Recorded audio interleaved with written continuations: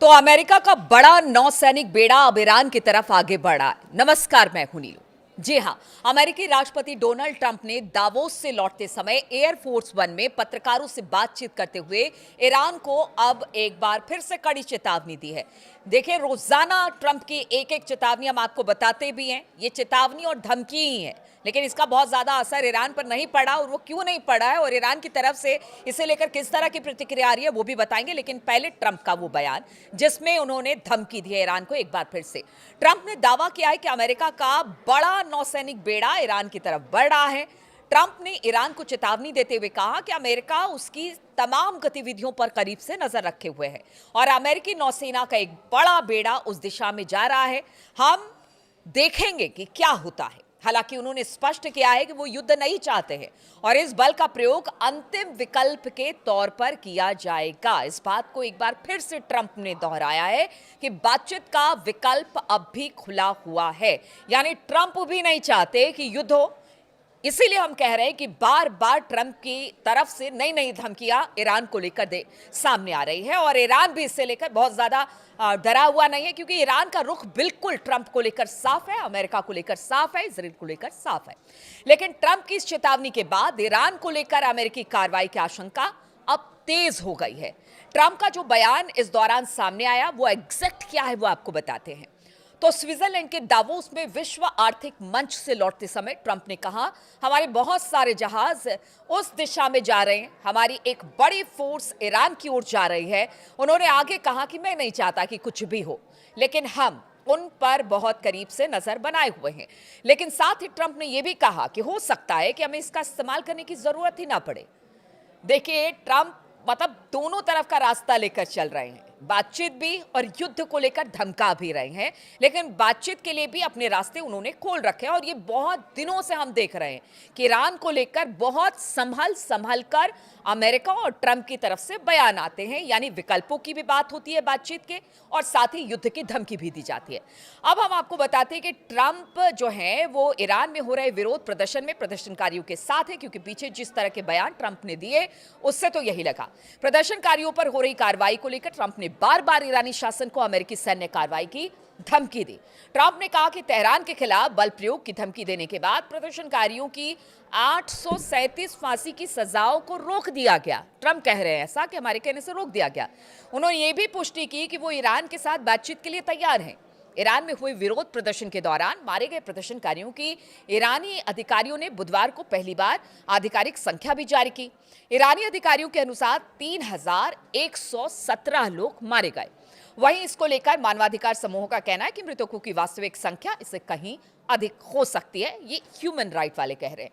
उधर ईरान पर ट्रंप की बहुत बड़ी धमकी अब सामने आ गई है और आपने सुना होगा कि किस तरह की धमकी है और बहुत ज्यादा ट्रंप की धमकी को अब सीरियसली ईरान नहीं ले रहा है। हालांकि तैयारी उसकी पूरी है, क्योंकि ये ट्रंप है, कुछ भी कर सकते हैं, बातचीत करते करते युद्ध छेड़ देते हैं या हमला कर देते हैं। इसलिए ट्रंप पूरी तरह से तैयार है, लेकिन धमकी को धमकी की तरह ले रहे हैं और साथ ही धमकी भी दे रहे हैं, क्योंकि ईरान की संसद ने देश के सर्वोच्च नेता अयतुल्लाह अली खामनेई को कुछ भी होने पर जिहाद छेड़ने की एक चेतावनी दे दी है। संसद ने मंगलवार को यह चेतावनी दी है कि अगर देश के सर्वोच्च नेता पर किसी भी तरह का हमला किया गया, चाहे वो इजराइल की तरफ से या फिर अमेरिका की तरफ से, तो उसका परिणाम जिहाद के रूप में सामने आएगा और एक युद्ध जैसी स्थिति से युद्ध ही माना जाएगा अगर अली खामनेई साहब पर हमला होता है। और यह धमकी ऐसे समय में दी गई है जब अमेरिकी राष्ट्रपति डोनाल्ड ट्रंप ने ईरान में प्रदर्शनकारियों पर सुरक्षा बलों की कार्रवाई को लेकर कई बार चेतावनी दी थी और इसके चलते दोनों देशों के बीच तनाव लगातार बढ़ा हुआ है। रॉयटर्स के अनुसार ईरान में प्रदर्शनकारियों के खिलाफ हिंसा के मुद्दे पर संयुक्त राष्ट्र यानी कि यूएन मानवाधिकार परिषद की आज एक आपात बैठक भी होने वाली है, जिस पर हमारी नजर रहेगी। लेकिन हम आपको बता दें कि आखिर क्यों अमेरिका जो है वो ईरान को धमकी दे रहा है, लेकिन बातचीत का भी खुला रास्ता अख्तियार किया हुआ है, क्योंकि इस बार देखिए ईरान अकेला नहीं है। हालांकि ईरान की तरफ से इस तरह की तैयारी की गई है कि उसकी तमाम मिसाइलें और एक से एक मिसाइलें जो बिल्कुल अमेरिकी ठिकानों पर, सैन्य ठिकानों पर और इजराइल के अलग अलग जगहों पर, यहां तक कि उनके शहरों की तरफ भी अपना मूल मतलब एक तरह से कह लीजिए कि तैनात कर दी गई है। उनका मुंह, इन मिसाइलों का मुंह इन्हीं सब तरफ है और पूरी तरह से तैयारी है। लेकिन सिर्फ ईरान ही नहीं बल्कि इस बार तो रूस और चीन ने भी एक तरह से कह दिया है कि पूरा समर्थन देने का ऐलान ईरान को कर दिया है। अब ऐसे में कहा जा रहा है कि अगर युद्ध होता है तो फिर ईरान कितने दिन तक टिक पाएगा।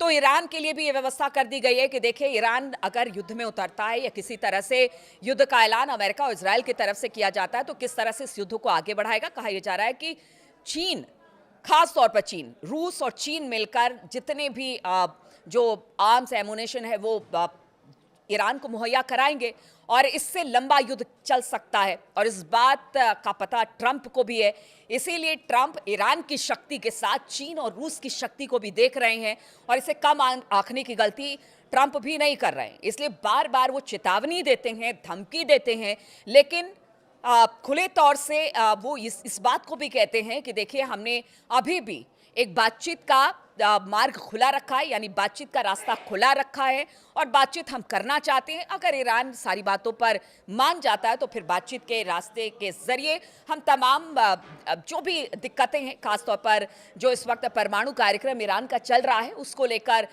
इजराइल हो या फिर अमेरिका हो लगातार बयानबाजी करता रहा है, उसके तुरंत प्रोग्राम को बंद करने की बात कहता रहा है, तो वो सारी बातें हो जाएंगी। और जिस तरह से वहाँ पर प्रदर्शनकारी हैं उन पर ईरानी सेना की तरफ से या फिर जो उनकी सेना है उसकी तरफ से जो इस वक्त कहा जा रहा है कि दमनकारी नीति अपनाई जा रही है, उसको लेकर भी ट्रंप तमाम तरह के बयान दे रहे हैं। लेकिन साथ में ये कह रहे हैं कि अब हालात पहले से बेहतर है। बहुत लोगों को फांसी की सजा सुनाई गई थी लेकिन अब उसे टाल दिया गया है। तो अब देखना होगा कि किस तरह से बातचीत आगे बढ़ती है या फिर ट्रंप जिस तरह से धमकी दे रहे हैं, अपने नौसैनिक बेड़ों को आगे की तरफ बढ़ा रहे हैं, उसको लेकर क्या स्थिति बनती है। यूएन में जिस तरह से मानवाधिकार आयोग ने आज को लेकर ईरान को लेकर एक बैठक बुलाई है, उसमें क्या होता है, इन सब पर हमारी नजर लगातार बनी रहेगी।